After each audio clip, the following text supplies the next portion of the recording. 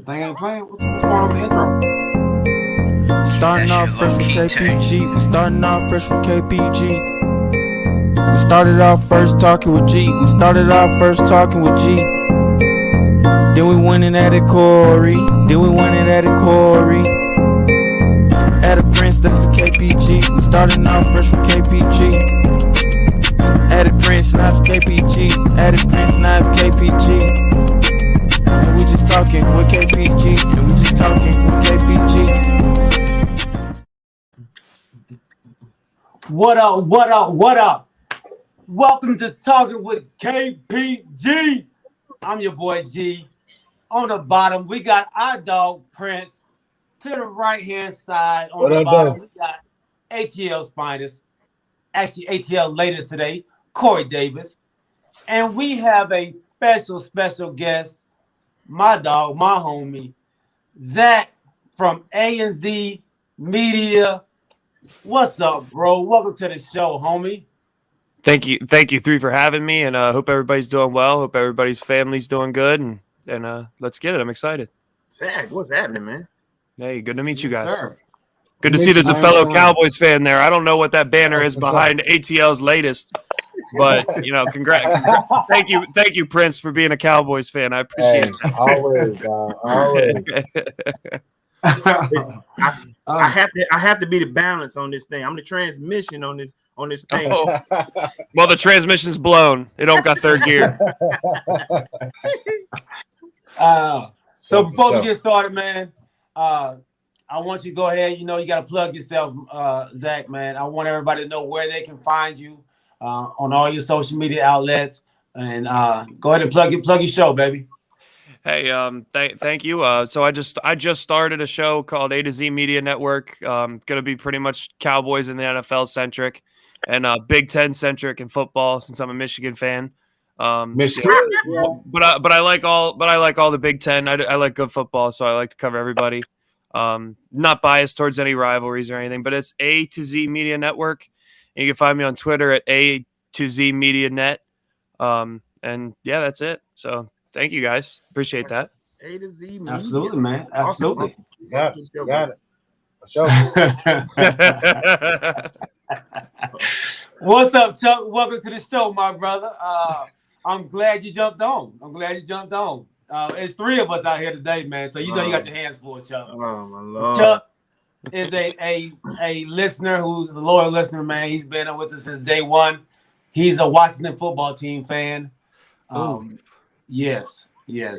So, not everybody's perfect, but that's good that you've been here since day one. You're gonna fit in nicely here. Okay. Absolutely, man. So hey, y'all, let's jump in it, man. Let's jump right on in, fellas. Bravo to the Bravos.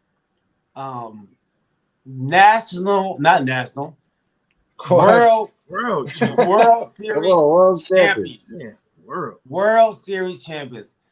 95 was the last time, man. Yes, sir. I know, Corey, you ATL everything, man. We're gonna start with you, bro. How are you feeling, man? I'm elated, man. I'm thrilled. 26 years to be exact. I'll say this here. Same way my man Zack spoke, before we started the show. Nobody expected the Braves to compete on that level. However, the National League has put together, a different way to get to the series at this point. 88 and I think we were 88 and 79, or 89 and 79, which is, honestly, one of the lowest percentages of a winner to go to the World Series. However, with that being said, listen, we did our part in the NL East. We had a light schedule, but we had one of the best ways to get there. Kudos to my Bravo squad. I think we started talking about them earlier this season. We got hot at the right time. That was really all it was. It's not that we were the better team, because when we talked about this on the show a couple of months ago, the Dodgers were tight. You know what I'm saying? The Dodgers were what everybody thought was going to be there. But we got hot at the right time, man. That's all. So kudos to my guys, to my squad. We really thought it was over when my man Acuna went out, as far as having his ACL tear, but they showed some resilience. Snicker, let me tell you something. Brian Snicker is the epitome of what I feel like when he came from the minor leagues and came up to the Braves, showed resilience. They gave him a contract. He's still here. and hopefully he'll be the next Bobby Cox from years to come. So congratulations to my squad. I'm proud of him, man. Congratulations. Prince, Congrats, man. Prince. Yeah. I know you're on a short time limit, man. So Well, you in jail? What? I said, you look like you're in jail. I'm in the undisclosed place right now, man. You need bail. he's on assignment right now. He's on assignment. I'll call you if I need bail. Nah, man, for real. The Braves did good, man. Like, when we talked about it on the show, I seen them getting hot when they were coming down the stretch, man. They beat a lot of good teams. That's why when we made our picks, I knew they're gonna get it, man. 4-2. That's what I had. And G picked the same thing, man, because the bats were coming alive. Even though they lost their starting pitcher with a broken leg, who saw that coming? They still were resilient, and they came out there. They put on the show, man. They made ATL proud, man. So congratulations to everyone. You picked the They still won. No, I'm talking about who won the World Series. Why are you trying to hate, bro? You hated on my See, there you go, dog. There you go, dog. So you just mad because you picked him at 7. You didn't know what you was talking about.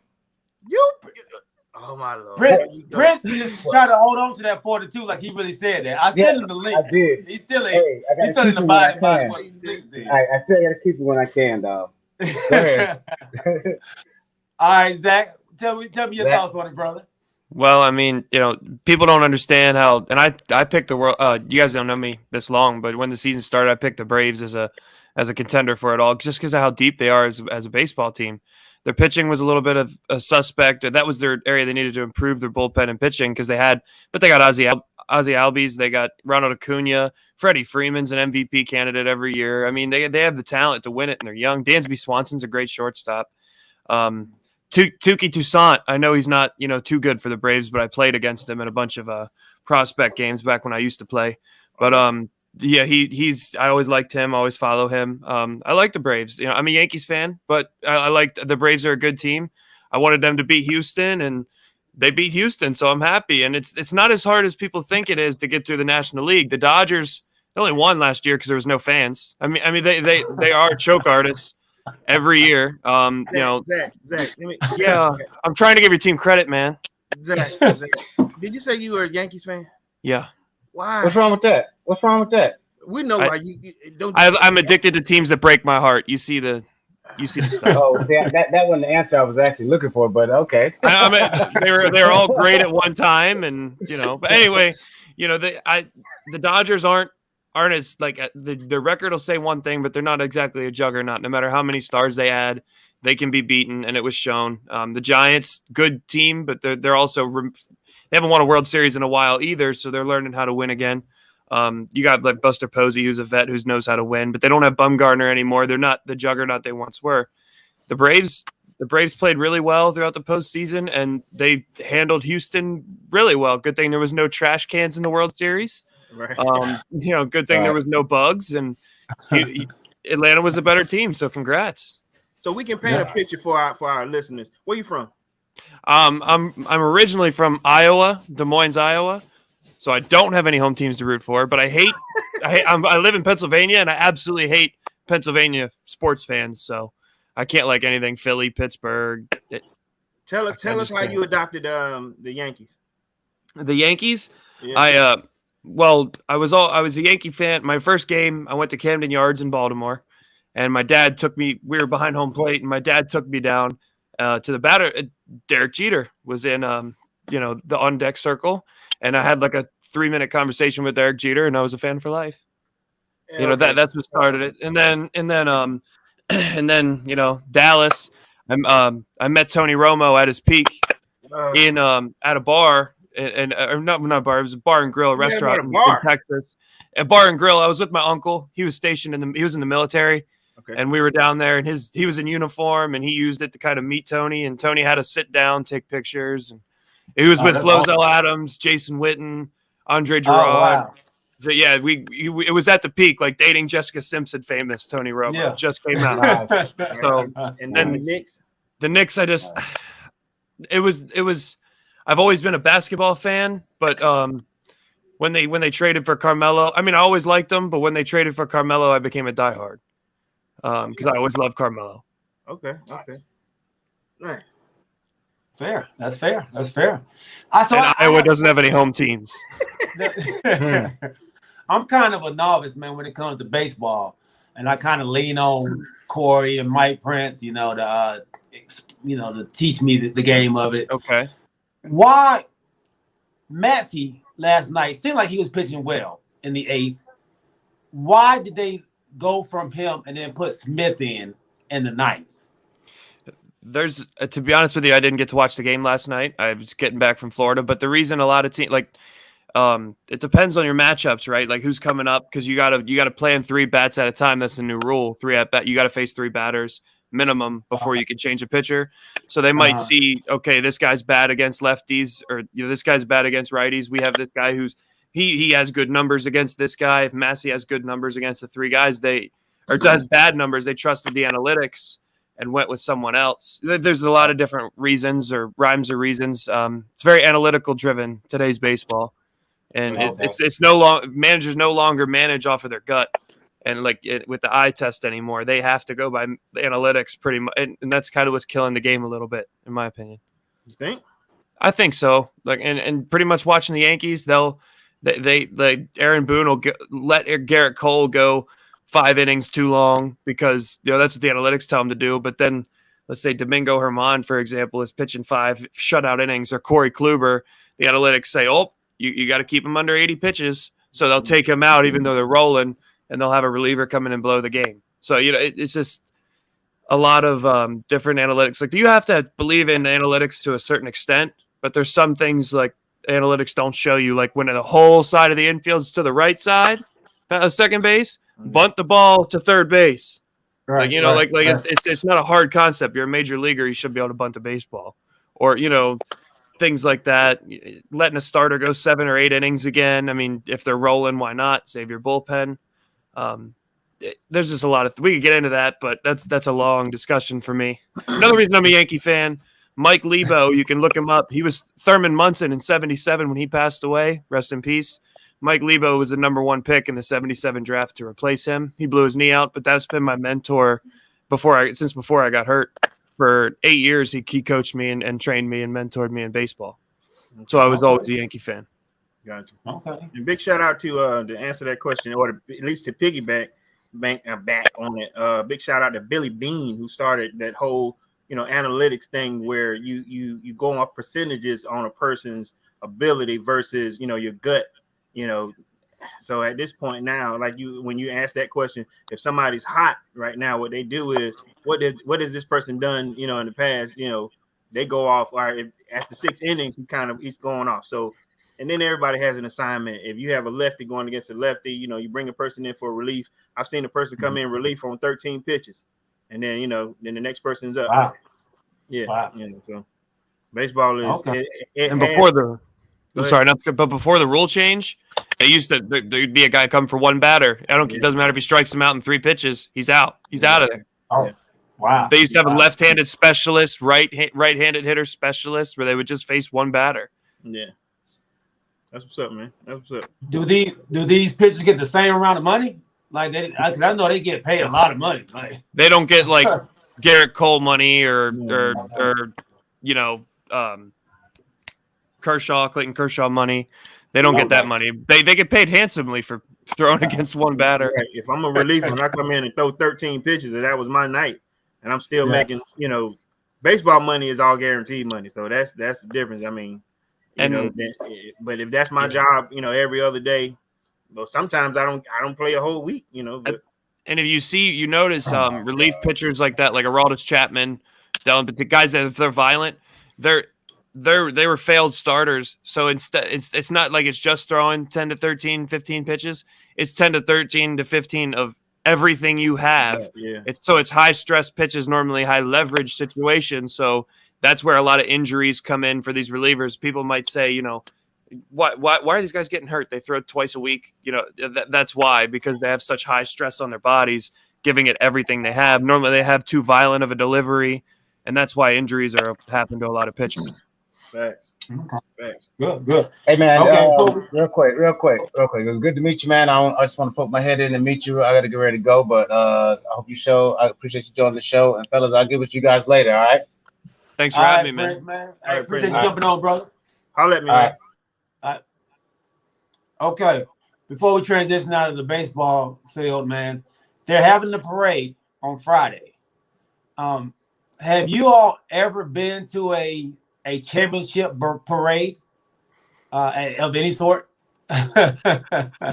Yeah, don't do that. Go ahead. I don't want to answer that, so you can go ahead and go first. In '95, when the Braves won, they let us out of school early. You know what I'm saying? Yeah, of course. I lost a bet, so I had to go to the Eagles championship parade. Nice. Tell me about it. Oh, how? And you What know how Philly fans are. So yeah. like when I was 10, I got jumped by 2 Eagles fans at Lincoln Financial Field for wearing a Cowboys jersey. My cousins, who are pretty much all Eagles fans, shout out to my family, they, made me go in full Cowboys gear with a sign that says "Congrats, Philly." It wasn't fun. Oh, It hurts to this day. That's tough. Oh well, I've never had a chance to experience a parade. Every time my teams won, I've been not there. Like when LA won, I wasn't there. When the Cowboys won, I was in Atlanta, so I didn't get the opportunity to go to the parade. And like you said, now they let you out, Corey. Back then, they canceled school altogether on Friday, so there's no school on Friday. So people can attend the parade, man. So now, contrary to popular belief, man, they still have, even on the losing side, they still have a parade for that team. So even when the Falcons lost the Super Bowl against the Broncos, there was a parade. It wasn't the biggest parade, but it was just to celebrate the team. Making it to the Super Bowl. Did they do it for the 28-3 lead team? No, we did not. I was Yeah, I don't even think the mayor even decided to do that. That Kasim Reed at the time, I don't even think that was a question, But when we did make it against the Broncos, because there was like, some unheard of stuff for the Falcons, there was a parade. I remember I remember being there too, just to congratulate. Now we weren't out of school early, nothing like that, Right. but there was a celebration, around at the time, Falcon Stadium. Okay, so y'all was celebrating more victories. It was. Listen, we needed that. Don't do that. We needed that. I remember. Don't do it. Listen, at that point, we thought that we were on the cusp of change. You see what I'm saying? Right.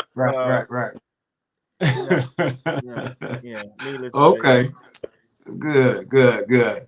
All right, man. Well, let's transition, man. Let's transition to and my boy Zack talked about it a little bit last night, man, about the NFL trade deadline. And I didn't get your take on it, Corey, man. How do you feel about what your team did or did not do in the trade before the trade deadline? Falcons, we made small splashes. We made the players that we picked up, to kind of how I like to put blot this bleeding team that we have. You never heard of the wide receivers that we picked up on how is it on the waiver wire. We didn't make a big splash in terms of trade. We didn't try anything. One, because we're so far, we're right there at the cap line. There was no reason to even try to get rid of it. We got nobody wants. So as far as trading, we had problems. And then right when the heart of the trade line happened, we got Ridley. That's the only person that we have that has really any trade value. He went out mentally.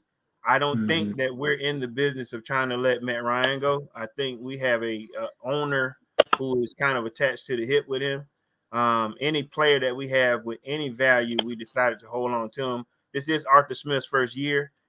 In my opinion, with him and our new GM, when they first started, he said that I'm not attached to any player here. That was one reason why Julio Jones ended up leaving abruptly without them even meeting him. The Falcons have never been that team to splash heavily during free agency, trade line free agency, shall I say, trade line deadlines. Was I surprised? No. I remember you said this a year ago, and I think when Bobby was on, we're not that team to okay. Big shout out to LA. Some teams make it happen by any means necessary. They'll at least try. This is the year for championship. We're gonna go ahead and do that. We're not that team. So when you ask me how my team did, we didn't. We did what we did what everybody expected us to do. We gonna bring in guys that you never heard of. I don't need trade deadline. It didn't even matter. We could have picked this guy up today. The two guys that wouldn't have mattered. But that's my squad, man. So yeah. I hope I can say this, and I'll let you guys get to it. I hope that with my new coach and my new GM, we're moving in the direction where Thomas Dimitrov, they held on to players. We coddled players. We give them all this money and we ruin the rest of the squad. I hope that we're at least moving in the right direction. This year should tell the tale. We got to get past Matt. I love him to death, but we got to get past him. We got the game it speeds up, and you can watch your quarterback, kind of losing your opportunities. Like last game, with a minute or something left, he throws an interception, which seals any chance of a comeback. He's not an Aaron Rodgers, which I want to get there too, but I'm not surprised. Go ahead, man. Zach. Well, I kind of wanted the Cowboys to stand pat. I didn't want them to go out and make a crazy, crazy trade. I was hearing a lot of things about Michael Gallup for Quinnen Williams or Lyle Collins for Quinnen Williams. When you have so many injury problems with the Cowboys every year, it's like you got to keep all the depth you can have. If you get rid of Michael Gallup for a defensive lineman, which, like you said last night on my show, that we have Tristan Hill coming back and Neville Gallimore, we don't need to go out and make a splash for another three technique that rushes the passer. For example, when you already have two coming back, you need to get Michael Gallup healthy. You need to get all these guys healthy, and then you already have the pieces to make a run. I wanted us to do before the trade deadline. I wanted us to be in the Stephon Gilmore sweepstakes, but that didn't happen. That's probably the only critique I have, because if you want to go in, our weakest link was Anthony Brown, even though he's played better. I thought we should have got Stephon Gilmore, made a run, at least because Anthony Brown can fill in while Stephon Gilmore comes back from injury, and then we have him healthy for a playoff run, like a rental style deal. So how do you feel when Jerry Jones comes on and says, we're good right now? I didn't see the need to make any moves because we're good right now. I feel that's better than back in the days. He'd give away just about everything for that one shining star. And I like that he's changed like that. We do have a good team. I mean, 6 in a row. We haven't won the prettiest of games, but we're not peaking. We also haven't peaked yet. We haven't peaked. We're going to peak at the right time, I feel. Right now, we're injured. We have a lot of injuries, including Dak, and still won 6 in a row and won a big one against Minnesota. Yes, sir. Got a question that I throw at my guys. Okay, let me. You guys you're 6-1 right now, correct? Yeah. 6-1. Yeah. You have guys out there. Let's say I'm gonna use Ryan Clark for example, who says that the Cowboys are. Let's go back to last week. We're really a 3-4 team, or really a 4-3 team, because 3 of those wins came primarily like luck. I'd rather be lucky than good any day of the week. Okay. So with that, I get how you feel with that. My man G, on the other hand, he'll say, oh no, wait a minute, let me transition. Okay, with that 3-4 team, the 4 losses that they say you should have had comes at the behest of your coach, who has bad clock management, who has bad management skills. When people say that McCarthy may not be the key to this driving force, which is the Cowboy car or the Cowboy Cadillac, how do you feel about that? I'll give you a stat, and it blew my mind, because I'm not sold on Mike McCarthy. I'm not going to hold his pom poms. I do like him though, and here's something I didn't even share with G yet. I don't think. I was listening to Brian Broaddus, who's one of my absolute favorites. He's a former scout for the Cowboys. Absolutely love him. He brought out a list of 15 head coaches. Probably you could say most of them are top 15 all-time NFL head coaches. And it said every single person in the top 15 in NFL history of positive turnover differential, and the guys that really value turning the football over, have Super Bowl titles. and think of top 15. Guess who's number 1 on that list and best turnover differential and most turnovers over the last 20 years? Is it Mike? Yes. Followed by Bill Belichick. Can't use Belichick. Can't use Bill. No, that's why I said followed by Bill, and then down that list. But Mike McCarthy's number 1. So he values something that's very important, is turning the ball over, and you see that the Cowboys before him never valued turning the ball over, and we were the league's worst defense or close to it year after year after year after year. Now this defense isn't much improved, I don't think, talent-wise, but at the same time, valuing turning the football over, getting Keanu Neal and DeMonte Kazee from you guys, guys that aren't like going to break the bank, but they're really good football players. You don't think your defense has improved? No, it is. What I'm saying is it's not like a vast improvement. Like we went and traded for Jalen Ramsey, got Von Miller, have Aaron Donald. We didn't go out and get the high star power guys. Is what I'm saying to improve it. Okay. What they did to improve it more was start valuing turning the football over, valuing turning the ball over, creating short fields for our offense, because we're still almost dead last against the pass. I think we're ranked 28th against the pass, and we're ranked middle of the pack against the run. So we've improved against the run, but not really against the pass. The difference is we turn the football over, and that's what's really made our defense look a lot better. We're a 6-1 team, because if you look at the teams we beat that we could be 3-4, the Patriots could easily be 5-2. The Vikings could easily be 6-1. They lost, I think, 4 games by a combined 10 points. I mean, and we beat them with a backup. There's teams that we've played that aren't as bad as the record indicates. Bill Belichick just lost by 2 points to Tom Brady coming home.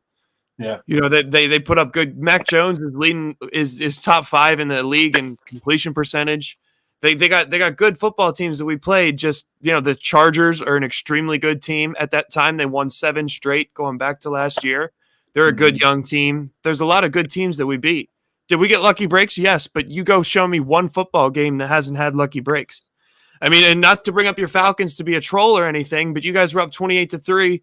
You don't think the Patriots got any lucky breaks in that game? What the hell? Why'd you bring that up? What's wrong with you? I don't mean it in a bad way. I wanted the Falcons to win. I like the Falcons. Terrible. I seriously don't mean it in a bad way. I just mean like no other examples. That's just, you're a Falcons fan, so I had to. But it's every game. We do that all the time. You could have did it 2 Fine. I'll just say this: every single football team that wins a game, they got to execute their game plan. They also have to get a lucky break. The ball has to bounce the right way, especially in a close game. Okay, let me do this, Zach. This is what we do. Atlanta, we lose in the 4th or 3rd and 4th. What are the Cowboys? But that was terrible. I apologize. But I just think you have to have lucky breaks. They just do that because it's America's team. Everybody hates the Cowboys. So they try to make them sound bad and make them sound worse than what they are. We are the lucky break. We play us. Listen, we're gonna play first and second half. First half we'll be, but then we will let you have it in the 4th. You guys ready to win? Y'all ready? Okay, cool. Go ahead, G. Welcome to the show, man. NF Astro, James Littlejohn, Michael Wolf. Michael Wolf says Von Miller would be a kid in the candy store on the Rams defense. I think it's a good pickup, but I'm not ready to crown them as raw beaters yet, man. Crown them. So Z, yeah, I'm not ready to do that, man. I hit Zach. I hit G up the other day. We were talking about it, and to me, adding Von Miller, I don't, like I said, I just said on the right and the left side, you got 2 beasts. I don't know, middle linebacker, inside, outside, whatever, but just that on that line. And when you got 2 of those guys on there, I felt like there was an offensive juggernaut. But my buddy here did not. Like I said, I like to use the terms "blown my skirt up." He hadn't blown his skirt up yet. How do you feel about that D, man? On paper and as far as talent goes, they should be they should be the best defense in football, no question. You got Aaron Donald, who needs double teamed, sometimes triple teamed, unless he's going against Zach Martin. Not that I'm a Cowboys fan, but just like Zach Martin, you don't hear his name. You can look up the film. You have Aaron Donald, who's a stud. All jokes aside, he really is a stud. And Von Miller, You know, who are you going to team? Who are you going to double team? You can't double team them both. So Von Miller might see, even though he's not what he once was, he's going to see the most one-on-one pass rushes he's seen since his rookie year. He's going to have the most one-on-one opportunities that he's had in a long time, and he's going to feast on them, a lot of them. And then don't forget about Fowler on the other side. He's an absolute maniac. Like, he's good, and he's going to see even more single coverage. One of these guys is going to get free all the time. And then Jalen Ramsey, it's a ripple effect. They get to the quarterback faster. He doesn't have to stick on his guy as long. And, you know, there's going to be more errant throws for him. Maybe he actually gets an interception, you know, because they throw to him more out of being hurried, and, you know, they can't scan the field and try to stay away from him. They have a really good defense, but the way to do that when you have guys that are dominant in the pass is run the football on them, and I still think you can if you commit to it, and then you run the football, and then you play action pass off of that. So whether it's Tampa Bay, whether it's Dallas, whether it's, you know, whoever's competing against them in the postseason when it happens, can you run the football on them and keep that dynamic offense who's extremely improved off the field? I think they got a chance. They can be beat, just like any team in the NFL can be beat. Mm-hmm. I agree. Yeah, so I agree with everything y'all both said, man. Except for my boy Corey, of course, man. Corey's just a guy who just wants to try to throw salt in our game, man. No, but it's not gonna work. It's not that. Tell him how you really feel, and tell him how you really feel as far as that defense is concerned. You know, now and then tell the truth. I asked him, is the NFC on notice? And the Cowboys are in the NFC. Are you guys on notice with that move? Because I know y'all not. Yeah, they're trying to put us on notice. Well, we got to see it work. We got to see it in a game. See how it pans out. They got to stay healthy, just like every other team in the NFC or in the world's got to stay healthy. But in a few games, I think you'll see that they're making a statement with this trade. You know, they're just like they made a statement with Matt Stafford trade. People didn't know how that would work out. I've been a huge Matthew Stafford fan. But, you know, I've always liked his game from Georgia. I thought they ruined his career in Detroit, just like they do everybody else. But like everyone was like, is it going to work? Why would you trade a young Jared Goff and multiple draft picks for him? You know, multiple first rounders, you know, like, well, Matt's that good. And that's a statement they're going to make. They're going all in. So it's just another move that they're trying to bolster the team for a run at it. Like G said, G did say they're going all in for a Super Bowl. So that is making a statement. They're making a statement, and they're put that team together to beat the one team that's out there that can beat them. And that's the Cowboys. They put that together for us. And Tampa Bay. They already demolished Tampa Bay, so they already feel they can beat them even without Von Miller. So yeah, but it still makes it a lot nicer to have Von Miller on your team. It does. Going after Tom Brady.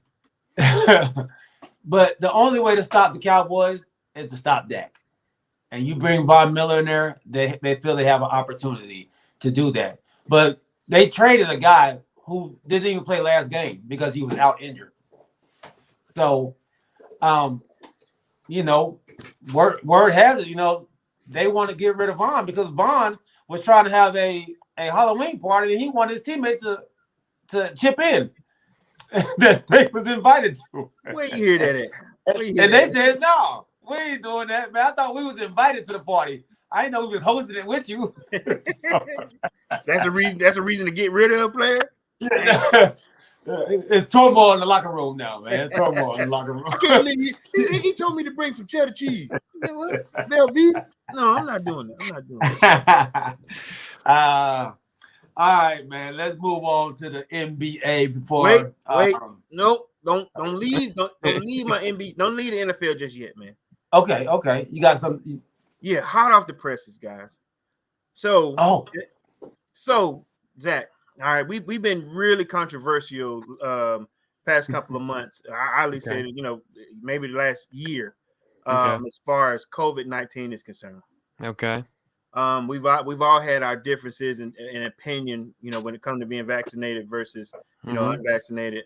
Now, you know, in sports, we try not to stay political with it, but in sports today, they find out that Aaron Rodgers he's contracted COVID-19. Now, initially they thought that he was vaccinated, but he said that he was immunized. Yeah, like immunized. he said he had the antibodies because he had already had it. Yeah, and So now he thought he was immune. yeah. So now we like I said we've been up and we've been up in arms with with vaccinations and stuff. Now with this here, it's my opinion. He's let his team down. And I'm not saying that he has to be vaccinated. I'm a pro-vaccination person. How do you feel when somebody says, you let my team down? So now you have it, but now you're in the protocol 10 to 14 days, for the in NFL. Now that with that being said, if you don't pass, I think 3 tests, he could be out 14 days, he could be out 21 days. When in your opinion, what's your take on that in terms of his status right now? I mean, I full disclosure, I am vaccinated.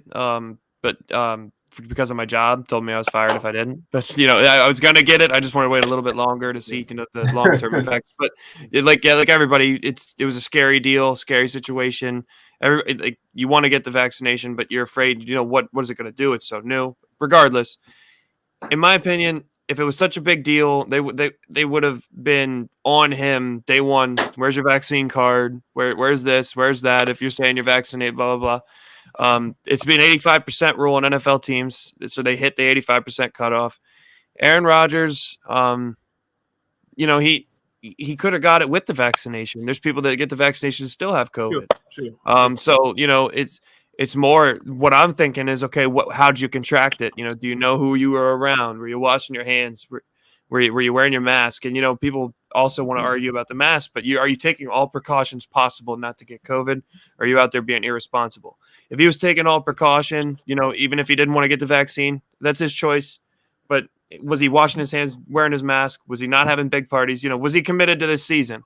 And if that's the case that he wasn't, then okay, yeah, he let his team down. But you can't control when you get you're in a pandemic, when you get a virus. It could happen to anybody. It could happen to us three, just going to work. But this is a thing as to Packers. Okay, you knew this was a risk, whether he's vaccinated or not. Let's see what Jordan Love has. You invested a first-round draft pick on this guy to be the future. Let's see how good he is. This is maybe something that they're low-key kind of excited about because they can see what they got in Jordan Love. See, because Aaron Rodgers has made it well known that he's doesn't want to be there. So they've been saying they're committed to him. Maybe let's say he comes out and has a Matt Flynn moment back in the day and has 2 500-yard games. Oh, yeah. Maybe we're not as committed to Aaron anymore. You know what I mean? So like it could. First and foremost, I hope Aaron Rodgers has a speedy recovery, and I hope he gets back healthy, has no long-term side effects. And I hope he does what's right for him and his family, and I hope he gets back on track first and foremost, football aside. Right. Go ahead, G. Great question by Chuck Lil John. Yeah. So can Green Bay beat KC without Rodgers? Yeah, I think so. Because KC right now. It's Patrick Mahomes running for his life against the other team. He has no help because they gave him that big contract. Shades of Aaron Rodgers when he got his big contract. Couldn't pay anybody to keep him. Yeah. Right. What do you think, G? I agree, man. Kansas City is not Kansas City that everybody's been scared of. They're actually going inside of Kansas City now and beating up on Kansas City. The Giants actually should have won the other night against Kansas City. Yeah, I definitely think Jordan Love can go out there. And let me say this. It does depend on if Devontae Adams is going to play. I think he's going to core. Yeah, he's going to need them there. He's not Aaron Rodgers. He's not going to be able to get everybody else involved like Aaron did. Right. So if he has them, I definitely believe it. KC's defense is horrible. And they picked up Melvin Ingram. But does that help guard Devontae Adams? That helps? Right. Yeah, but what y'all saying as far as Love, being a decent QB now, understand thoroughly. 6 to I think it was maybe 8 players for the Packers did not play. They didn't suit up last week, right? Mm-hmm. And Aaron Rodgers is a coach, right? And Aaron Rodgers said he had a meeting with what's your guy's name? His old wide receiver guy.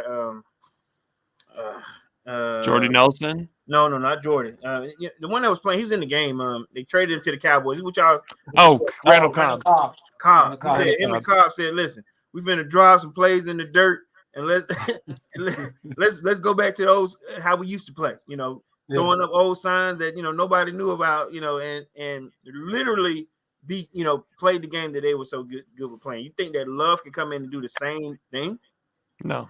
Okay. No, he doesn't have. This is when it comes to chemistry with those guys, no. But does he have the talent to go win a football game? Yeah.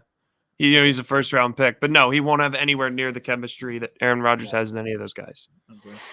And I think this is not so much about what Love's going to do.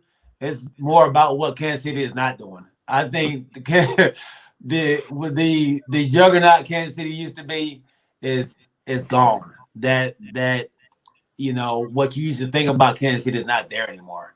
So, yeah, I'm not sold on Kansas City. I know people say, "Oh, they're gonna turn it on. They'll be back." It's Kansas City. It's not the same Kansas City, man.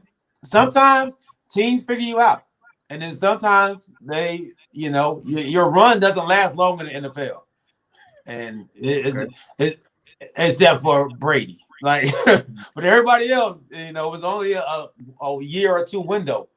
And like the window is not looking good right now, man. Okay. Well, speaking of a run that's over, man. Excuse me. Mm-hmm. Ruggs, Raiders wide receiver, man. I know y'all heard about it. 156 miles an hour. I think bangs a Hyundai and kills a guy. Being intoxicated. Will we see him play again? We shouldn't. No. Not to sound like an ass. We just shouldn't. Yeah. Pardon my French. Yeah.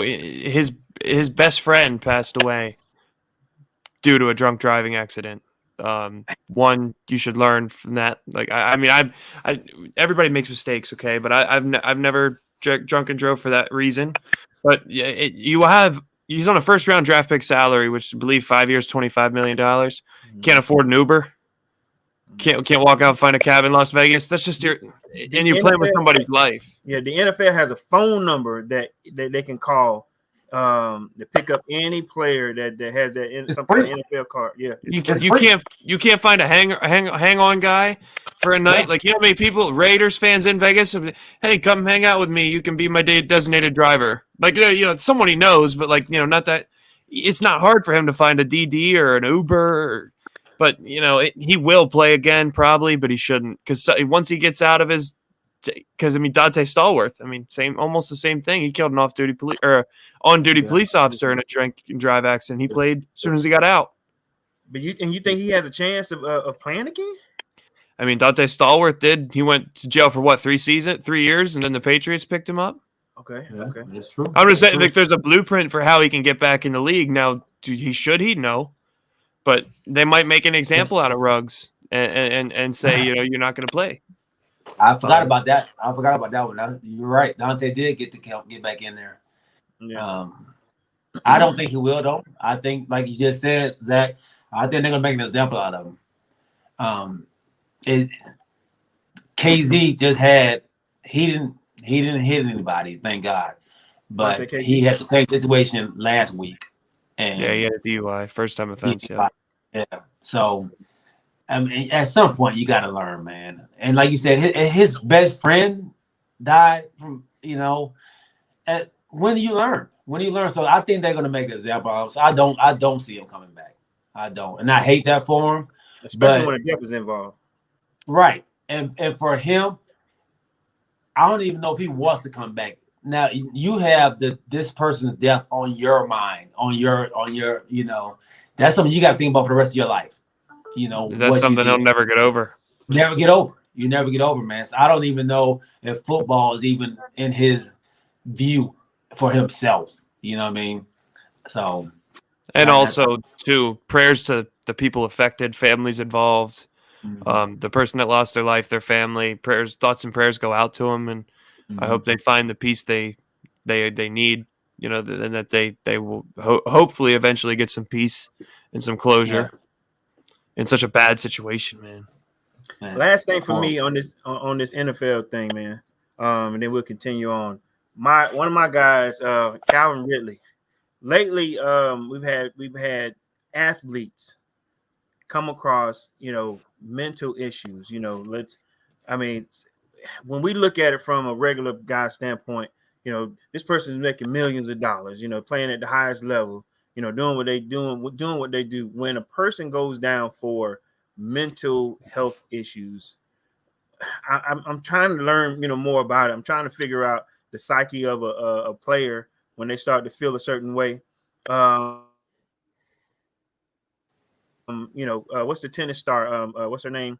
I hate it when I can't remember her name. I should have wrote it down. But when they break down mentally behind everything from media, social media, from media outlets, when they have to answer questions after a devastating loss. How do you guys feel when a person says, "How are you broken mentally when you're making millions of dollars playing the game that you love?" Zach, you want to answer that? Sure. Me, someone who actually, has dealt with a depression issue my whole life, like goes through my family. Every generation has it on the male side from my mom's side. So I got that from my grandfather, depression. It doesn't matter. I mean, a lot of people say, making millions of dollars. Yeah, they're happy about that. I'm sure he is. I'm sure, playing his dream, what he worked for his whole career, playing for the NFL, being a great football player too. He has everything going for him, but that doesn't matter. The depression and mental health issues, they hit anybody and everybody and hard, everything could be going right, but if you have a chemical imbalance in your brain, there's nothing you can do about it. Just like for example, a different thing, but same sort of principle, like for a Josh Gordon or for someone who has a chemical imbalance, they have an addictive personality, whatever the case may be. Daryl Strawberry back in the day, guys who Randy are addicts. Gregory, Randy Gregory. yes, Mm-hmm. Randy Gregory. Yeah, it doesn't. Yes, Randy Gregory, Michael Irvin in his heyday. It doesn't. Everything can be going right for you, and if you're an addict or if you have mental health issues, you could throw it all away. And you can't put a price on Calvin Ridley's mindset. I hope he clears his mind, and if he's suffering through all this and is still a great football player, imagine what he's going to be like when he comes back with a clear mind. And hopefully he gets the help he needs. Imagine just how good he's going to be, when his head's right. Yeah. So that's my thoughts on it. I agree with what you're saying, Zach. And money doesn't change what you have to go through. Money, you're that same person. You just that same person with a lot of money. That's you still have to deal with real problems. And a lot of times money is not going to fix the problem that you're already dealing with deep inside of you. So I feel for the people that have to deal with that, man, because we will never understand it from the outside looking in, because we don't know what they're going through. We don't know what they're feeling. So I never try to question or even what's the word I'm looking for? Put yourself in their criticize. shoes. Yeah. Criticize them for going through something mentally like that. So if he needs to have time to get away, get away, man, get away. Because one thing we do know about NFL, NBA, they don't really care about you like that. They'll put somebody in your place, and kind of like our jobs are, they don't care about us like that. Put yourself first. Yeah, put yourself first, man. Put yourself first, absolutely. And also, it's not like correct me if I'm wrong, since you're a Falcons fan. It's not like you hear a peep off the field about Calvin Ridley either.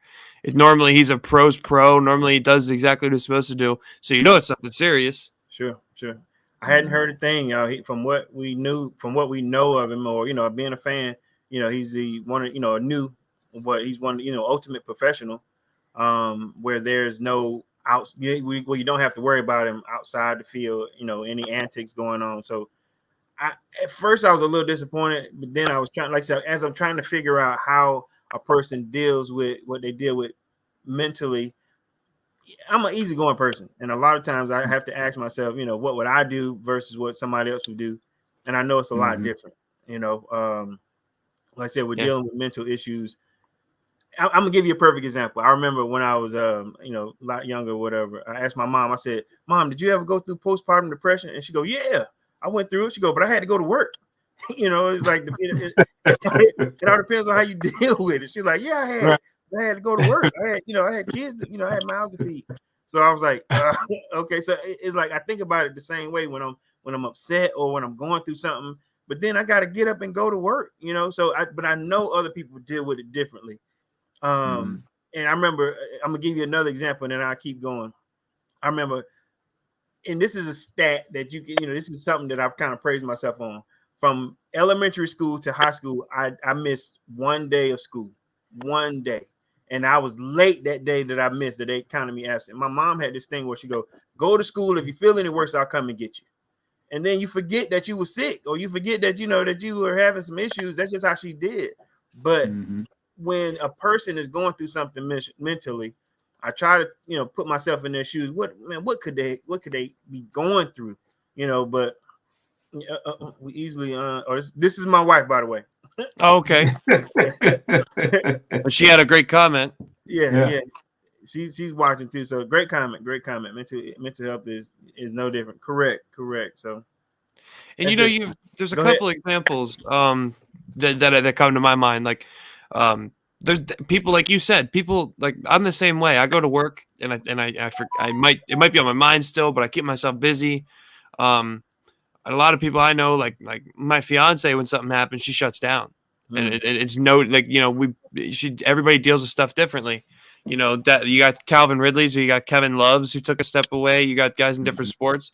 You also have Brett Favre, who plays the day his father dies. Des Bryant, Dak Prescott with his brother and his mom, and it's just a lot of people just still go on that field or go to the work for an escape or depending on what's going on, to honor the person that they lost or the issue they're going through.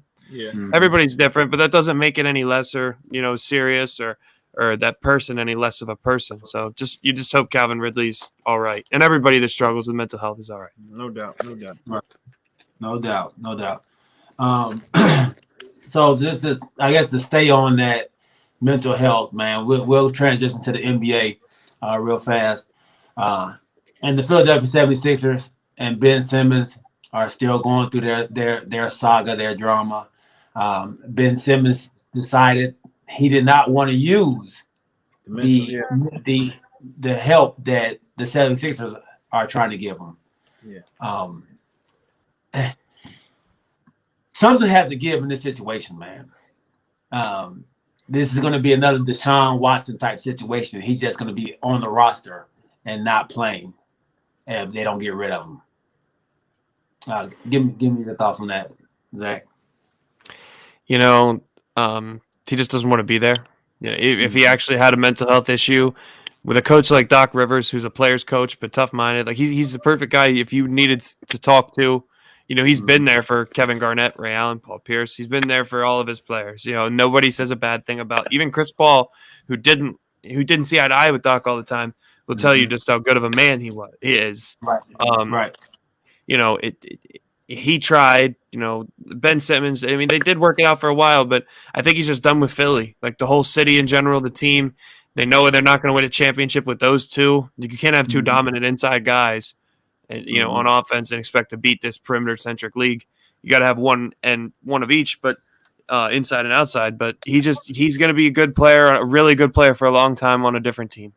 But the way both sides have handled it, the Sixers aren't going to get what they want to get out of him. So it's going to be this Deshaun Watson side, like G said, until something comes. And it's funny is they were saying he needs to come, and he comes to practice. And they kick him out of practice and suspend him, which Doc should have done. He should have suspended him for that's disciplinary. That needed to happen. But it's like he just didn't come again. It's like what's that? This swinging this blank swinging contest. I don't want to swear, but it just needs to come to a head. They just need to stop. And that side needs to just deal him and move along, and just if they get a first round pick, they get a first round pick. If they get a player with some potential, you take it and you move on because you still have a really good basketball team with or without Ben Simmons. Man, I guess the question would be for me is at this point, and I think they got a similar situation with Odell Beckham Jr. in Cleveland. When you've been sent home from practice, when you've been kind of ostracized, and when you've been, hey, sit in the corner while we, basically, sit over there while we discuss what's going on with you right now. Yeah, men are talking. Right. And then, you're in the corner. Throw him a ball. Throw him one of the used ones. Or what do you? Hold Jarvis Landry's lunch. Right. Or when one of your teammates go, I don't want to talk about that guy. You don't use my name, or now you're in a bubble, or now you're on an island by yourself. Or is that same thing when when you're out there playing and then you don't want to play with them no more, and you go, hey, get my ball, cuz. Now nobody can play. You know what I'm saying? So what do you do at this point with, like you said, with Ben Simmons, with Odell Beckham Jr.? Do you trade him? But at the same time, you got so much invested in the guy. Where do you go from this time? Or then the question is, let's say with both Odell and Ben Simmons, where do you send them? Do you let them? Now let's go with what I heard today. They just maybe you should just drop Odell Beckham, let him go where he wants to go. Ben Simmons has 150 on the table. He has a ton. He has a ton. Right. Yeah. Where do you send him? Who's gonna pick that up? Or do you just do you pay for a boat anchor at the end of your bench? I think the time's passed. I think it would have been a great move for Boston when they had Kemba Walker's contract before they released him to kind of swap, because that would have made salaries match. They're both bad contracts. And Ben Simmons, he's living up to his contracts. He's a defensive guy. He's a defensive stopper, could do everything other than shoot. But Kemba would have been good to play pick and roll with Joel Embiid and be an outside guy. That could have been something. Just to, at least they got something. You know what I mean. But right. I don't. The next bad contract. Is there any bad contracts that are as bad? Like CJ McCollum, maybe. Maybe you trade Simmons for CJ because you're not getting Dame for Ben Simmons. They already tried that. That's not. That didn't go down. Portland laughed at him. You don't. CJ's been often hurt, or someone like that. Maybe if let's say Jamal Murray has that big deal, he comes back. He doesn't come back from his torn ACL, right? I could see him going to Denver. But that's a lot of different stuff. It's bad. What about OBJ? Cut him. My bad. Go ahead, G. No, they're expecting too much to come back. That you're not getting that. You're not getting that. Like you said, are you going to just leave him on the end of the bench as a boat anchor and hold you down? That bad aura. You got that bad smell in the locker room every time you go in there. Like, who is that? Yeah. You got to take a shower. Yeah. Just because you're not playing doesn't mean you can't shower, Ben. Right. So they have to just get rid of him, man. I mean, trade him somewhere. Take a loss. And get what you can. The Hawks, you said? No, I said take a loss. Yes, you're taking a loss already. It happens all the time. It happens all the time. You have to take this loss, man, and be able to move on. If not, it's just going to linger. It's like you're like what they say, man, kicking the can. You just kicking the can down the road because it ain't going nowhere. You just keep kicking it. Eventually, you're going to have to take care of it. Pick it up, throw it in the trash, one of the two. So with that, when you said take a loss, all right, let's go with OBJ real quick. If the Browns decide to let OBJ go, they say they owe him $8 million. Is that a loss? Yeah, you missed a lot, Mike. But this dude here, man. Is it a loss if you decide to let OBJ go and pick pick the team he wants to go? Because I heard something, rumors about possibly going to New Orleans, and then the Raiders maybe. I want him to come here. We need something, But is it? Why not? We just lost Ridley. Yeah. We need another number one, you know. So Yeah. Yeah. What do you think about that when they say that, you know, Cleveland needs to go ahead and, you know, and let him ride? They both but it also depends. Maybe his cap hit for next year is so outrageous, but maybe they can actually get out of his contract. If you're cutting OBJ saves you $18 million against your cap next year, and maybe $2 million this year, so just halfway through the year, why not? I mean, are you trading him? It's not going to be as big of a cap relief as just outright releasing him, because you got to take back a draft pick, which goes. But they missed the trade deadline at this point. They didn't get anything for him. Exactly. So what's the price? Like, can you put a price on saving $20 million for the Cleveland Browns, who could add more talent to an already talented team? Right, and we already know the NFL is a little different. When you drop a player, I mean, you know, they don't get nothing, right? There's no guaranteed bread unless, you know. It depends. It depends on the contract. You can get a compensatory pick. They could end up, because of his money, they could end up getting like a 3rd or 4th round draft pick out of it. Yeah.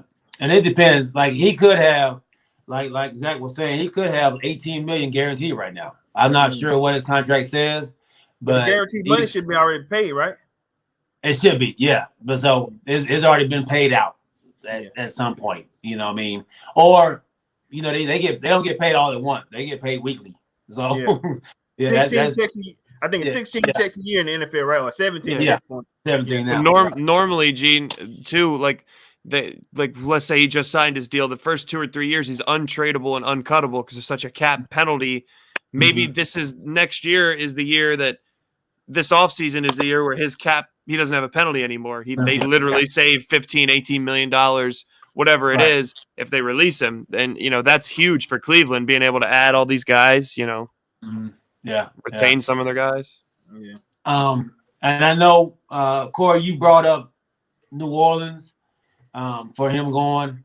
I don't like that because first, they don't have Jameis no more. But I didn't like Jameis anyway, you know, to be that guy.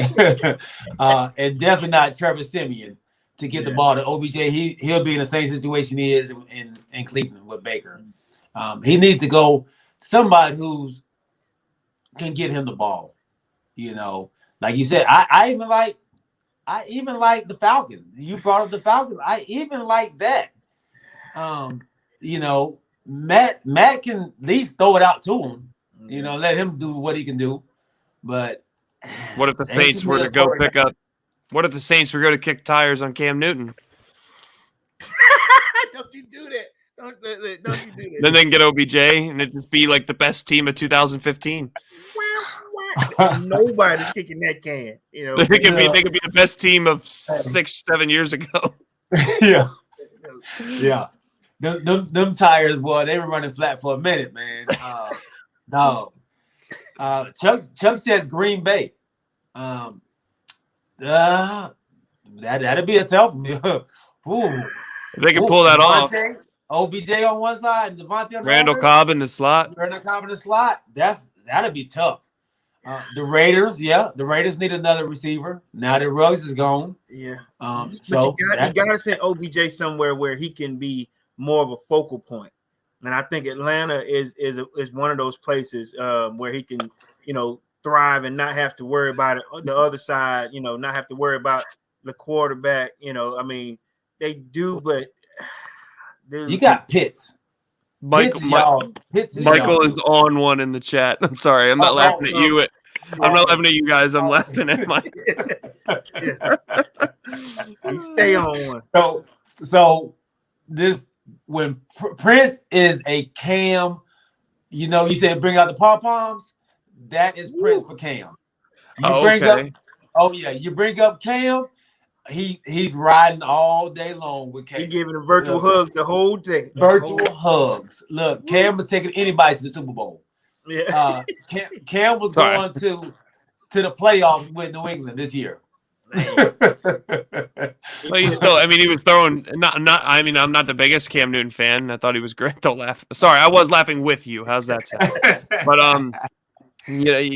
Cam Newton was throwing 40-yard deep balls to fullbacks last year because they had nobody in New England. So if you gave him OBJ and Michael Thomas, maybe he shows Prince why shows everybody why Prince still likes him. But See, if you better than Trevor Siemian.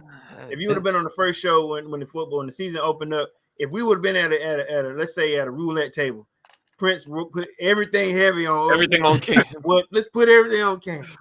Cam, and then his Cam was his red, and Teddy Bridgewater was his black. Like he was all in on them. Hey, so and also, we've been giving him hell behind that. I know he's watching the show. We've been giving him hell on guys that have gotten second and third chances and didn't do anything, and he was all over them. But what about Miami, the Dolphins? They don't have a quarterback to get them the ball. They have a quarterback to get the other team the ball. Yeah. Right. They were saying they spent a lot of time in Miami, but hey, wherever he wants to go, I mean, he doesn't have any choices. He's labeled as a diva. He's got that head case, label. I'm not arguing whether that's deserved or not. I'm not saying it's deserved. I just meant like he has that label, so not every team's going to kick the tires on Odell Beckham Jr. Plus, he hasn't been what he used to be. Injuries and all that accounted for, but it's going to be tough to get anything out of him. And does he love Ben Simmons too? Oh yeah. Oh, no. I like Ben Simmons. Wouldn't say I love him, but I like him. Yeah, I was thinking about checking on him when New Orleans when the quarterback went down, when Jameis Winston went down, because he was on Jameis too. Yeah, he was on Jameis too. Yeah. Yeah. So great, man, great. All right, before we get off, man, I wanna jump into. Well, we're still talking about the NBA. Is the Knicks the best team in New York, y'all? No. They're not the best team in New York right now. Are they the hottest team in New York? Yeah, but it's been 7 games. They look good though, bro. They always do, but that doesn't. They looked really good. They won 12. They won 11 straight before they faced the Hawks in the first round. So let me ask you. Give me your top 5 in the East right now. Top 5 in the East. They're in the top 5. Brooklyn, Milwaukee, Chicago, New York, and Miami. Okay. Not in any order, but that's the top 5. No. I think. No ATL. I think they're in the top 5 as well. But like the East is better than the West this year. They got more deep teams as far as deep. Like normally the West is the deepest. 50 wins, 8th seed. This year the East is more deep as far as playoff teams. The West has talent heavy. You got the Lakers, you got the Jazz, you got the Suns, who are contenders. But at the same time, everybody in the East could lose to Brooklyn if healthy. In the Eastern Conference Finals, Brooklyn when they're healthy, and if Kyrie ever gets his shit together, pardon my French, but they're still the team. As much as that pains me, you see what's over my shoulder. They're the best team in New York. They're the most talented team. If it wasn't for Kevin Durant having an oversized 20 shoe, they would have been in the finals last year anyway. So, but it's what the Knicks are very good. You're seeing the evolution of RJ Barrett and they got more shot creation, but they also lost a lot of defense. Elfrid Payton and Reggie Bullock are great defenders.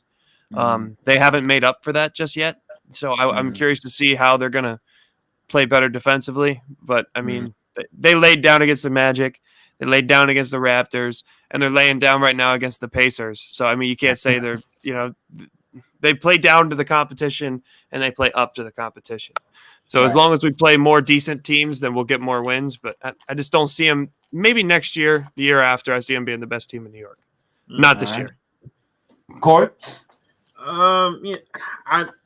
Right now, my hottest squad is Miami. I've been watching, their chemistry. Right now they're playing like some friends, having a good time. Like the Harlem Globetrotters seem like. Chicago, they've impressed me too. Man, Mike.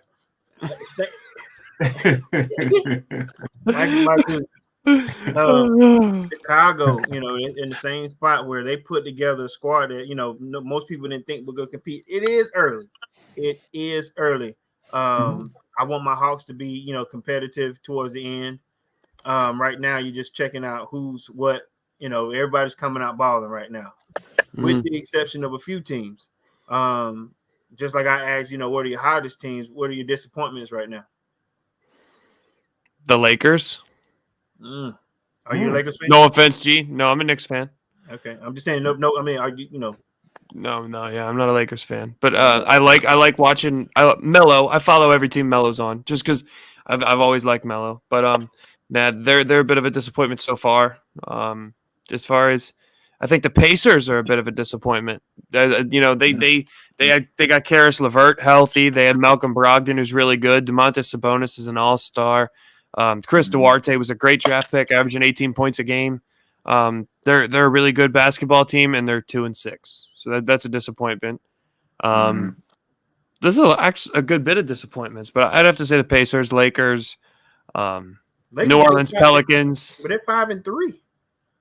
They started out really slow. They just did some of their they blew 26-point lead to OKC, or was it 24-point? I'm not sure. Just certain the quality of losses made them me say they're disappointed. But like I said, they'll get it together. It's just out of the gates early. That's why it's too. I always wait till like Christmas time to really define teams or like give my take on just what they are, because you don't know who they are until right around Christmas time. Right.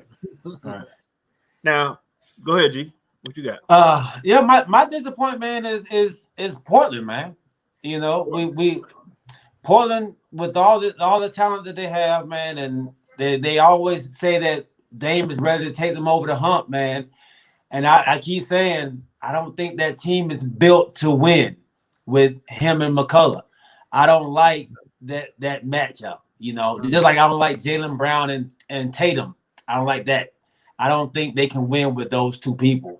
I think they need to break it up. But, I did expect them to be better than what they are right now. I think, 3 wins I think they have. 3 and 4. I definitely expect them to be better than that. So I'm a little disappointed in them. And then in the East, the Bucks, I have them as the best team in the East, and they look like they have the championship hangover, man. I guess it's different.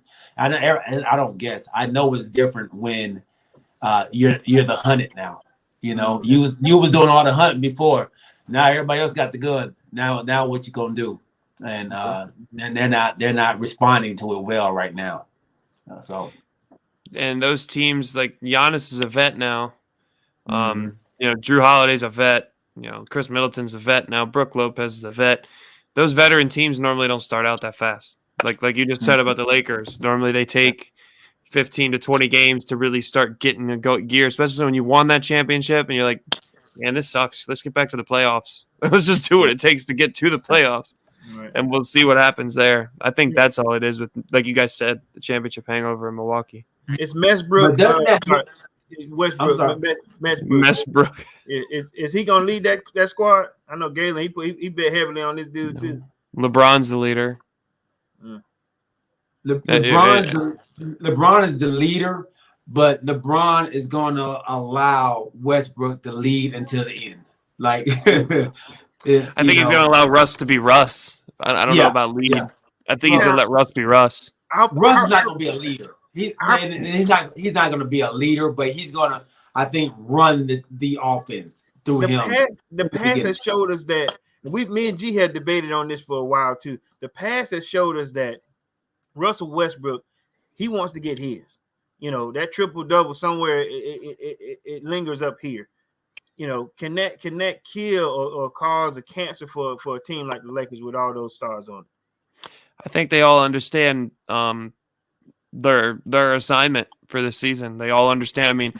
I mean, Anthony Davis won one thanks to LeBron. Not that he didn't have a big game, but like he was a guy that didn't get out of the first round without LeBron, or second round without LeBron James, without being on a good team, right?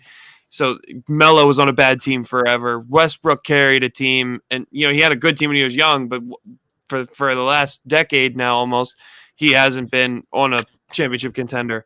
All these guys are hungry for a championship. So yeah, they all have their egos, but at the same time, I think they all understand this is one of their last chances at it. So they're going to do whatever it takes, and they're going to listen to LeBron. They're going to listen to Anthony Davis. They're going to listen to all these guys Dwight Howard that have experience in winning a championship. They're going to listen to those guys, and they're going to, they're going to put their egos aside. You see it with Melo. He hasn't been an issue yet. Russell hasn't been an issue, I don't think. Mhm. But they'll figure out how to play together. They'll be just fine. Yeah, I agree.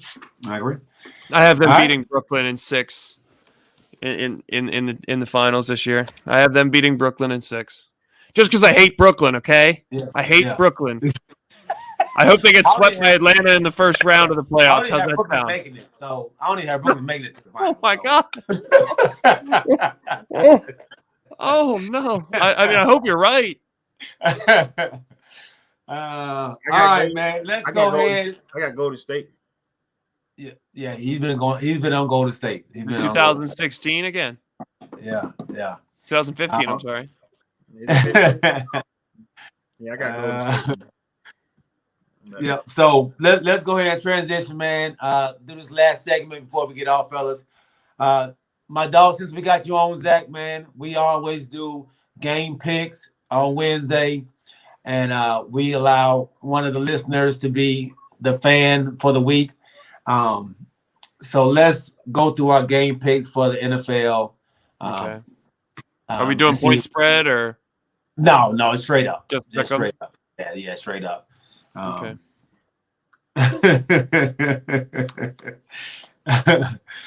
Every time. So, Raheem, welcome to the show, big dog. He's a Denver Broncos fan, and every time I pick them, they lose. Every time I don't pick them, they win. You better pick the Broncos. I better pick the Broncos, huh? Look. All right. Let's go, man. We'll start it off. Indianapolis versus the New York Jets. Indy. I'm going with the Jets. They hot streak, man. 1. Mike White, baby. Mike White, ex-Cowboy. White Lightning. They called it White Lightning. I was dying laughing. Called it White Lightning. I seen him call Malibu's Most Wanted because he had the flashy earrings. Seen him call Malibu's Most Wanted. Okay. I'm going with Indy, man. I'm going Indy. All right. You know what? My boy's Real going quick, with the upset. some kind of way. Wentz is going to kill it. He gonna ruin it. He's becoming But another Matt Ryan. It is the He's Jets. good at that. He's good at that. He's good at that, man. All Yeah. right. They just won. They're gonna have a Super Bowl hangover because they just won their Super Bowl, beating the They would Bengals. cheer, yeah, we won. Yeah. Raheem, you get to do it next time again. Raheem, you was horrible last time, man. I need you to do better. The fans do not want you picking for them no more. All right, next up, Cincy and Cleveland.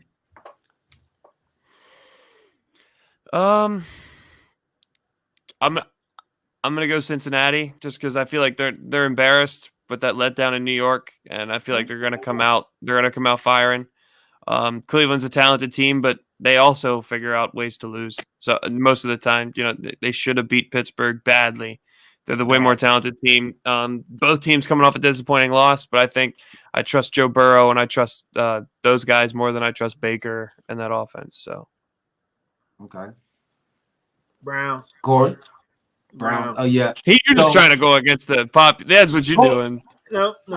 Corey's wife is a Cleveland everything fan. Oh, So okay. in order for Corey to get good sleep at night, he has to go with the Browns. So Unless he likes sleeping on the couch, then right. I actually like Cincinnati, but I gotta go with the Browns. Look, real fast. Okay, so when we first met, when I met their parents, her grandparents and all that. When I got there to Cleveland for the first time, they were watching the Browns and Bengals play. Right, I think the score was 3-6, and it's in the third. But it was low scoring, right? So I'm like, hey man. At the same time, the Falcons were playing Green Bay at the time, and that's when we had Michael Vick, Brett Favre, and I was like, listen, it's some real football playing on the on the NFL Network or whatever. I said, listen, can we change it? They were like, change it. No. So I go into the back room. There was a little 19-inch television, and there was a cable plug back there, and I'm sitting there looking at it. I'm hollering and screaming in the back there, like, what's wrong with that dude back there? This is real football on this 19-inch television. I don't know what y'all watching back there, but dude, from that point on, her granddaddy go, "You gonna fit in nice in this family here."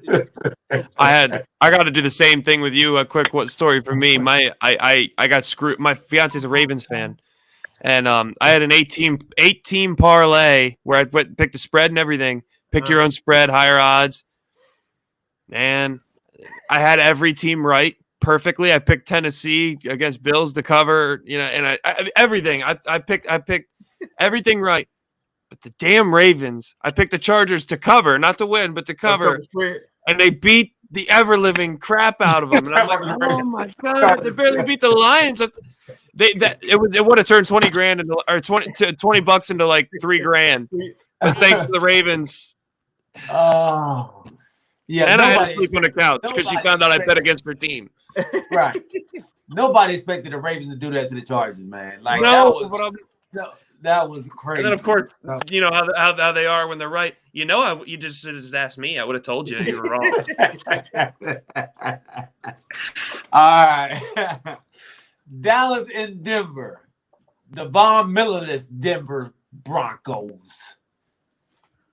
Do I got to pick? I think you already know what I'm picking. Yeah.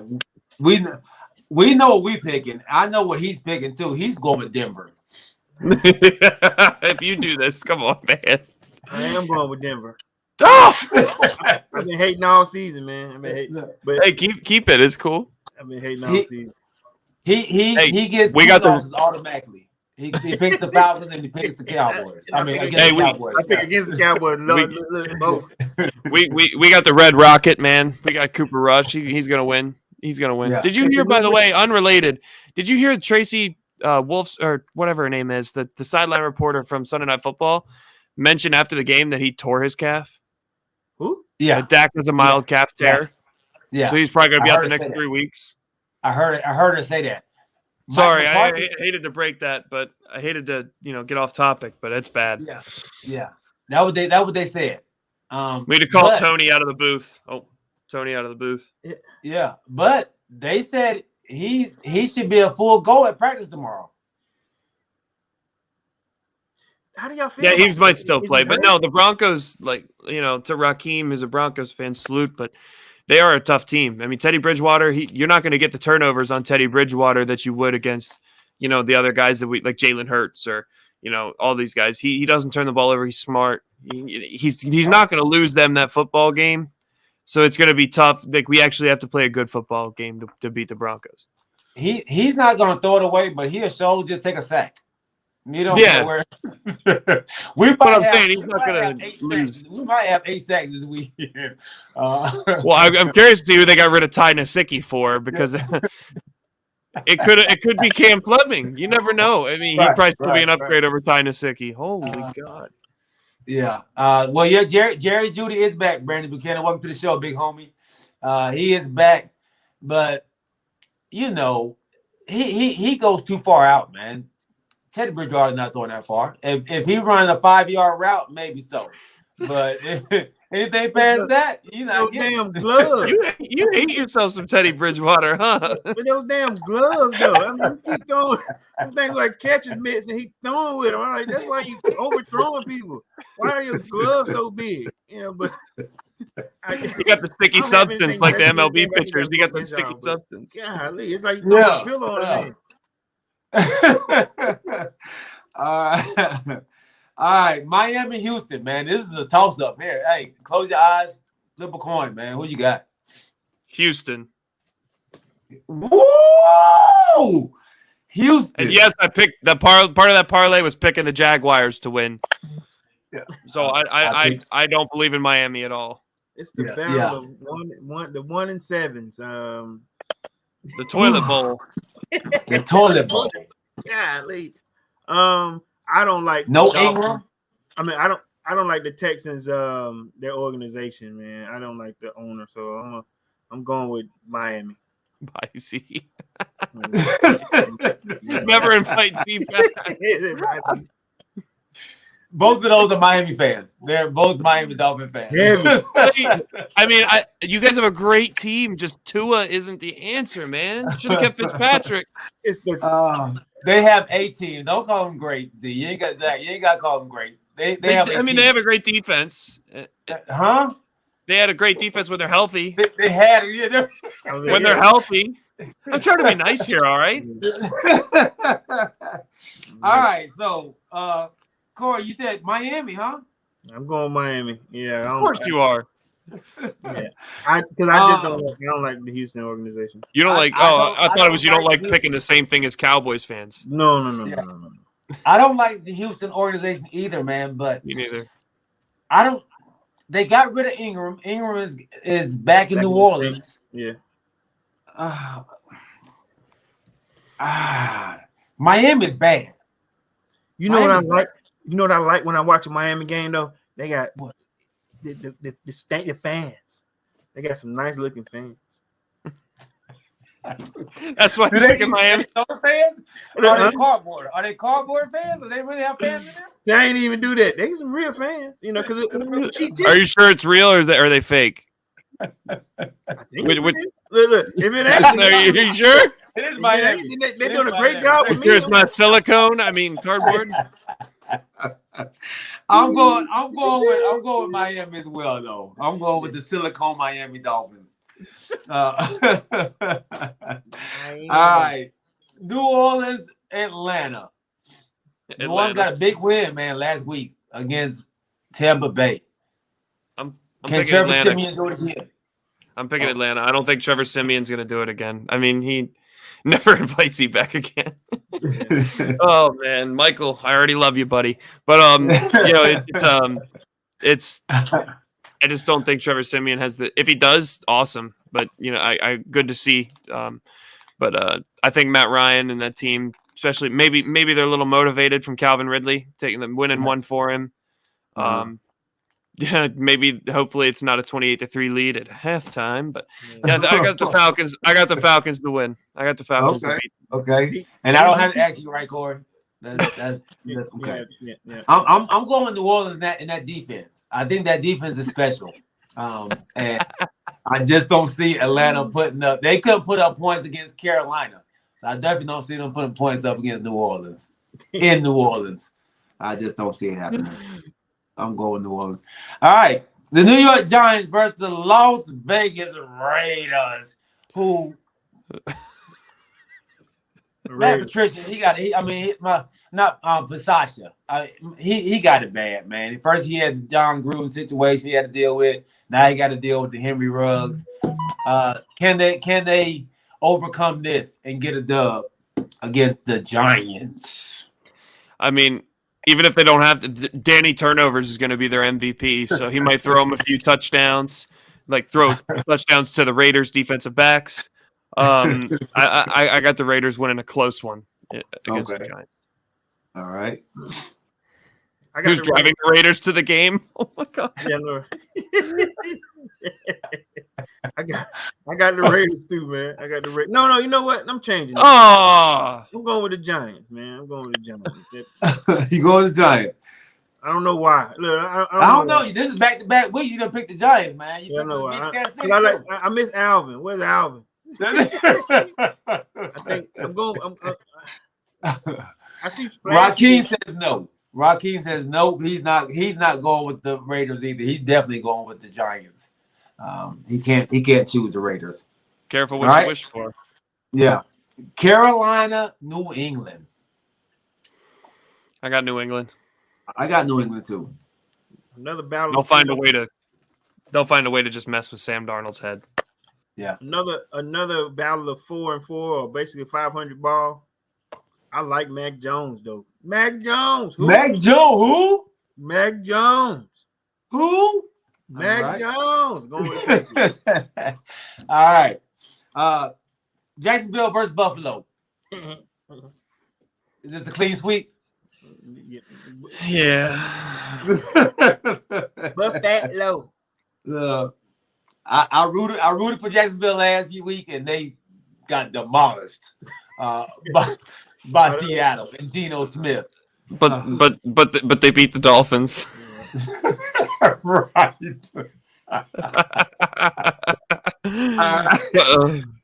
Baltimore, Minnesota. Minnesota coming off a loss. They ready to fire everybody in Minnesota. Can they bounce back?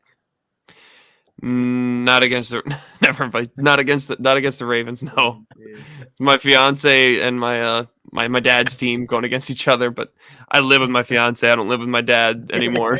So I'm going with the Ravens. Never 50 back. Oh, thanks for the love, guys. Appreciate you. I think the Ravens every now and then they have to take a loss to get motivated. Lamar Jackson every now and then he'll just lay an egg. But I'm going with the Ravens. Yeah. Normally that's in the divisional round of the playoffs. Yeah. Right. I'm going with the Ravens as well, man. All right. Philly Chargers. Chargers on a little losing streak, man. Chargers. In Jalen Hurts, I trust to lose the game. To lose the game. That team just Nick Sirianni literally said he coaches off vibes. They got no shot against Justin Herbert. Justin Herbert's gonna pick them apart. Yeah, you get a football. Yeah, he's like Oprah with the defense. Right. You get an interception. Yeah. I'm going with the Chargers. All right. The Yargers. All right. Love versus Mahomes. We talked about this earlier. Let's see where you pick her now. I gotta go Patty Mac. Patrick Mahomes. I got to. Patrick Mahomes. Not to piss the Broncos fans off again, but I got to pick the Chiefs because something's got to give. And not that they're the team they once were, but I think against a rookie quarterback, they find a way to. It's going to be a close game, but I think Mahomes did make some Mahomes magic. Okay. Something.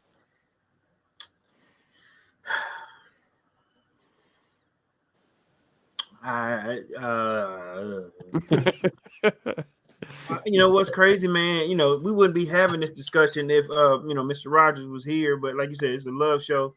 I hadn't seen the kid play, in a while. Preseason, yes, but I didn't. He didn't blow my skirt up in preseason either. Right. So, right. I'm hoping. I want to see the Chiefs get back to that that magical stage. So I'm gonna go with the Chiefs, man. Going with the Chiefs. Okay. All right. I think I'm alone with this thing, man. I'm going with Green Bay. I believe in love. Against the practice squad defense. I believe in love. I believe. Careful, love will break your heart. San Fran, Arizona. Who's playing quarterback for San Francisco? Did Garoppolo come back yet? It doesn't matter, but the Cardinals. I was just about to ask you, does it matter? No. They played them tough the last, I think, 17-10 was the game last time with, a fully healthy Arizona team. Yeah, Arizona's going to win. No, nobody's mind that, huh? Nobody's mind. No. All right. You're going to lone wolf it again. Yeah. I go with Zona. I think they needed that. I think they needed that to take that L to get back, to get back right. So yeah.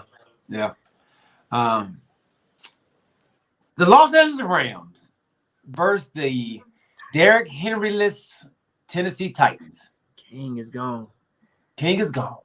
But they got Adrian Peterson. He showed up early. You know how they normally send a plane for you. He like, I'm good. I get there. Just pay me, please. Yeah, he was cooking a steak and they called him. He's like, I'm out. I'm gone. Can I finish my steak for? Not never. I'll bring it with me. Yeah, I'll be on the road. No, the Rams. The Rams. Man, I've been with the Rams all season, but I was starting to become, the Titans were cooking, man. Even last game, with a Derrick Henry-less, team. I mean, they were cooking. And then when we lost, stupid. He was whipping his kids. No, yeah, Mike. You got my vein popping out. Right? When we lost Julio, I became a fan of the Titans. Man, listen. Look, you know how when you come on somebody, you gotta excuse my kids. Mike, sit down, Mike. Sit down, Mike. But yeah. He's whipping his kids. Man, that's crazy. I'm going with Rams. You going to Rams? All right. And I want the Rams. I want Arizona to both lose. So the Cowboys can have upper hand. But I'm going with the Rams too, man.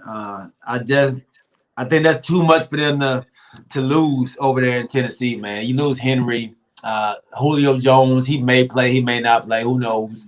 Yeah. What I was telling y'all from before, Julio's been done. He's just out there collecting the check right now. Do that. If you do that. Yeah. Him and Jadeveon Clowney, they both are collecting checks. Some thieves out there. Yeah. Last game of the week, man. Monday Night Football. Chicago Bears at the Pittsburgh Steelers. Justin Fields. I got the Bears. You got the Bears. You believe in Justin Fields?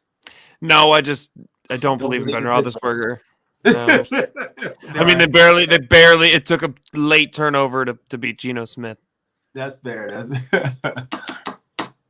I mean, they did it. Did you see that fake field goal? They run a draw against the Browns on 3rd and 12, and then they run a fake field goal pass. It's not like they have the top 10 quarterback of all time or anything. And Boswell got hurt. He got his shit rocked by the defensive end in Cleveland. So not only is that the stupidest sequence of plays I've ever seen, they got the kicker hurt. I mean, no, I don't believe in Pittsburgh at all. I got the Bears. Got the Bears. Okay. If you didn't see that chat, or you guys, please watch it. That was golden. I can't lose faith in Tomlin. You know what I mean? But at the same time, I want the Bears to fire Matt Nagy. Because I just don't feel like he's the best coach for Justin Fields. Justin Fields is my homeboy. You know what I mean? So I'm trying to pick the lesser of two evils. I'm going with the Steelers. You're going to Steelers. All right. If they beat the Bears, then they're gonna have to start reevaluating the talent or the coaching talent on the Bears squad and get rid of Nagy. I don't think Boswell believes in Mike Tomlin anymore. I think he's out for mental health now too. What we're gonna do is we're gonna come back. We're gonna reevaluate. we're gonna make sure that I'm gonna take this one on the chin. Now, come on. Now, I believe in this football team. Yeah, this is a Hall of Fame coach, at least in my belief. He's never had a losing season. He is. Yeah. So I'm not going. I don't know what the hell he was doing against Cleveland, even though they still won. I think just wanted to win so bad, man. But what they did, but they hurt. I don't believe in Pittsburgh, but I think I believe less in Chicago, and I'm going with Pittsburgh, man. And Khalil Mack isn't playing. I don't believe either in this game either. As long as there's some defensive back out there to catch Ben Roethlisberger's passes. Yeah, he's gonna throw it to him. He's definitely gonna throw it. This might be a 7-3 game or a 6-3 type game. This is gonna be that game you looked at when you went to tell your grandparents, your wife's grandparents. They're not kicking field goals. I mean, at least they're not. They're going to put Ben Roethlisberger out there to kick. As they put Boswell out there to throw, they're going to put Ben out there to kick. Well, who's the back? The punter? The punter was getting ready, and they were like, no, wait, no, you can't. Look, and this is why it's going to be a low-scoring game, because they're not going to score touchdowns either. So it's going to be very low-scoring, man. Who can get a safety first is going to win, So that's it, man. That's it for the picks. Hey, fellas, great show, man. Great show. Episode 64 in the books. Once again, Zach, my dog, thanks for coming on, man. Thanks for having me, guys. Hey, absolutely, man. Once again, plug your show for everybody that's out there, man. Plug your show. A to Z Media Network. It's the one with like no subscribers. There's a few A to Z's out there. I didn't realize that when I made the name. So mine's the only one. A to Z Media Network. You can follow me on Twitter at A to Z Media Net. And Michael, I'd love to have a conversation with you one of these times, man. Just that comedy. But no, thanks guys. Thanks for having me on. Really appreciate it. It was a lot of fun. Man. When You guys got a great show. What's that? When do you broadcast? Like when you go? Once a week, whenever I have time. You know, I full custody of my son, work all the time. It gets a little rough, but whenever I have time, and you guys are you and Prince are of course welcome on the next stream as well. Since I had G on. Whenever you guys have time, if you want to come on. Yeah, I hate subscribing anti-Miami pro New York. And thanks, Mark. I'll get your information from G, man, and like I said, the next time you go on, just let me know so I can kind of, if I can, work around. I work at nights, but at the same time, if I can put myself in it, man, we'll love to plug it, man. I appreciate it, man. Thank you, guys. Absolutely, man. Hey, fellas, Mike Franklin, Brandon Buchanan, Rakeem Few, James Littlejohn, Chuck Littlejohn, NF Astro, Kanisha Davis, and we appreciate you all rocking with us, man. Thank y'all for tuning in. Remember to tell a friend about the show. Remember to go like, subscribe on YouTube to both of our shows, man. A to the Z Media Network. Make sure y'all check them out, man. Subscribe to the show, please. And also subscribe to Talking with KPG, man. We'll see y'all on Sunday, 7:30. We out. Peace. Appreciate you coming on, man. Thanks for having me.